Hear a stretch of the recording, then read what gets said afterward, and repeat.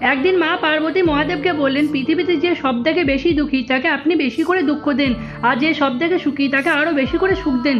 তখন ভগবান মহাদেব বললেন, এই প্রশ্নের উত্তর তো আপনি পৃথিবীতে গেলেই পাবেন। কিছুক্ষণ পর শিব এবং পার্বতী মর্তলোকে মানুষের রূপ ধারণ করে একটি গ্রামে গেলেন। ভগবান শিব বললেন, দেবী আজকে রাত্রিতে আমাদেরকে এখানেই থাকতে হবে, আর আপনি উনুন বানানোর জন্য কিছু ইটের ব্যবস্থা করুন, আর আমি ভোজনের জন্য কিছু ব্যবস্থা করছি। ইট আনতে যাওয়ার সময় মা পার্বতী একটি সুন্দর বাড়ি দেখলেন, কিন্তু ওখান থেকে কোনো ইট নিলেন না। তারপর আরেকটু এগিয়ে যাওয়ার পর তিনি একটি ভাঙা বাড়ি থেকে কয়েকটি ইট ভেঙে নিয়ে চলে এলেন। ঘরে ফিরে আসার পর মহাদেব জিজ্ঞেস করলেন, আপনি কোথা থেকে ইট এনেছেন? মা পার্বতী বললেন, এখানে অনেক ভাঙা ঘর রয়েছে, আমি সেখান থেকে ইট নিয়ে এসেছি। তখন মহাদেব বললেন, যে ঘর আগে থেকেই খারাপ ছিল সেটিকে আবার খারাপ করে দিলেন, আপনি মজবুত বাড়ি থেকেও তো আনতে পারতেন। মা পার্বতী বললেন, প্রভু ওই ঘরগুলো দেখতে খুবই সুন্দর, আর ওগুলিকে নষ্ট করা ঠিক হবে না। তখন মহাদেব বললেন, এটাই তো আপনার প্রশ্নের উত্তর, কেননা যারা নিজের কর্মের দ্বারা জীবনকে সুন্দর করেছে তাদের দুঃখ কি করে হতে পারে?